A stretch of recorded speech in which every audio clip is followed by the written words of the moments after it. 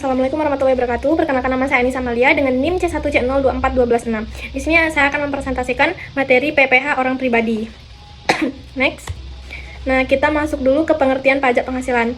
Nah, pajak penghasilan itu adalah pajak yang dikenakan terhadap subjek pajak atau penghasilan yang diterima atau diperolehnya dalam suatu tahun pajak.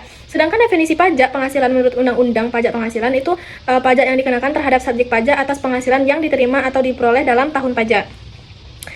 Berikutnya ada subjek pajak penghasilan. Yang pertama itu subjek pajak orang pribadi. Nah, subjek pajak dapat bertempat tinggal atau berada di Indonesia ataupun di luar Indonesia. Untuk yang kedua, ini warisan belum terbagi sebagai suatu kesatuan merupakan sebagai subjek pajak pengganti, menggantikan mereka yang berhak, yaitu ahli ringkas. Next, ini yang ketiga ada badan, sekumpulan orang atau modal yang merupakan kesatuan baik yang melakukan usaha maupun yang tidak melakukan usaha, yang meliputi perseroan terbatas, perseroan komanditer, dan lain-lainnya. Terus yang keempat ada bentuk usaha tetap atau BUT. Ini adalah bentuk usaha yang dipergunakan oleh orang pribadi yang tidak bertempat tinggal di Indonesia. Orang pribadi yang berada di Indonesia tidak lebih dari 183 hari dalam jangka waktu 12 bulan. Nah, ini ada materi bukan subjek pajak penghasilan.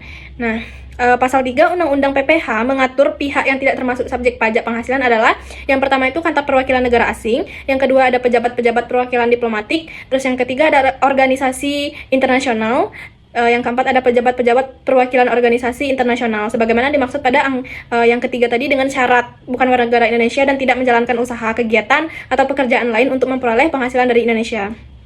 Next, ini ada tata cara pendaftaran NPWP. Nah, untuk wajib pajak orang pribadi, baik yang melakukan kegiatan usaha atau pekerjaan bebas maupun yang tidak melakukan kegiatan usaha atau pekerjaan bebas, berupa yang pertama itu bagi warga negara Indonesia itu syaratnya fotokopi KTP, terus yang kedua bagi warga negara asing yaitu fotokopi paspor dan fotokopi kartu izin tinggal sementara atau kartu izin tinggal tetap.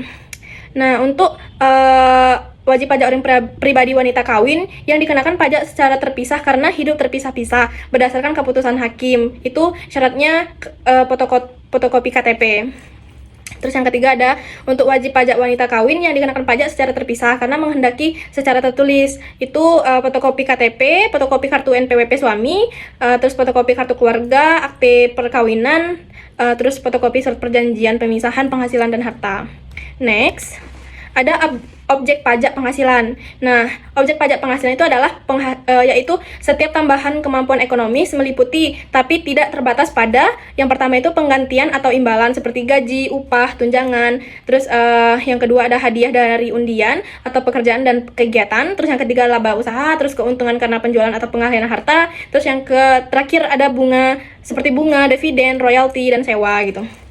Nah, terus ada pengecualian dan PPh final. Nah, yang pertama yang bukan objek pajak pasal 4 ayat 3 itu yang pertama itu penghasilan yang dikecualikan. Contohnya tuh seperti bantuan atau sumbangan, terus warisan, terus pembayaran dari perusahaan asuransi seperti kesehatan, beasiswa gitu.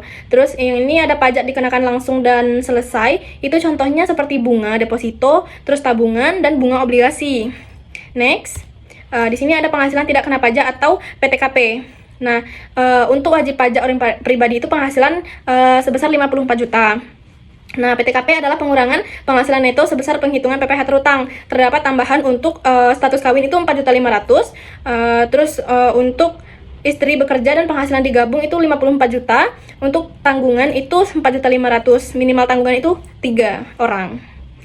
Terus kasusnya ini.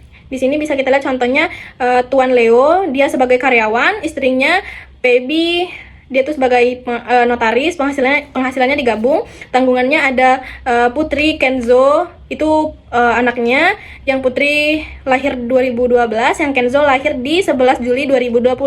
Tiara itu mertuanya, dia mempunyai pensiun.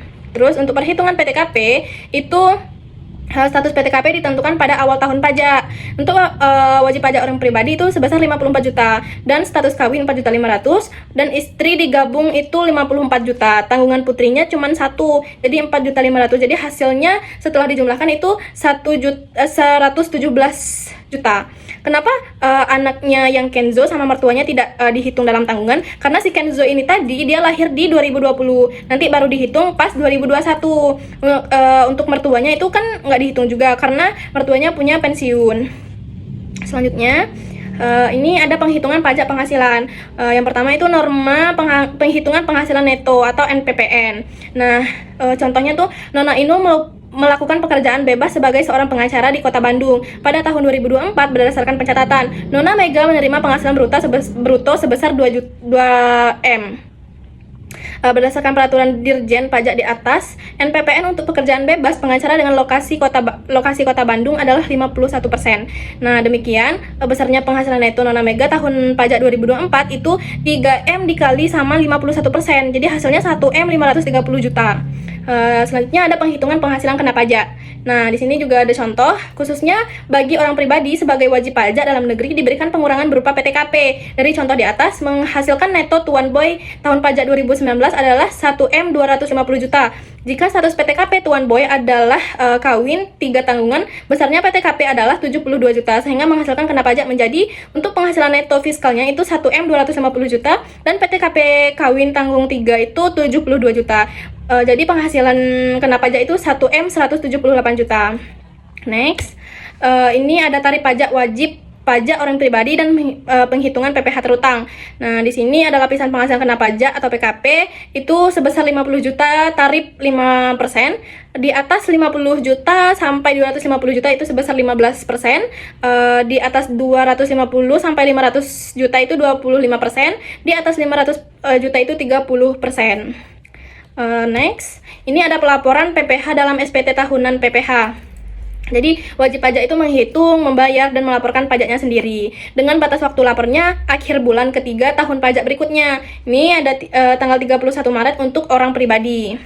Di sini juga ada formulir 1770 SS. Ini penghasilan bruto sebesar 60 juta selain dari usaha atau pekerjaan bebas. Di formulir 1770 S penghasilan bruto 60 juta selain dari usaha atau pekerjaan bebas. Nah, di sini juga ada formulir 1770 ini memiliki penghasilan dari usaha atau pekerjaan bebas menggunakan pembekuan atau NPPN. Baik, demikian materi yang dapat saya sampaikan. Adapun salah materi atau salah penyampaian, mohon dimaafkan. Terima kasih atas perhatiannya. Saya ucapkan dengan wassalamualaikum warahmatullahi wabarakatuh.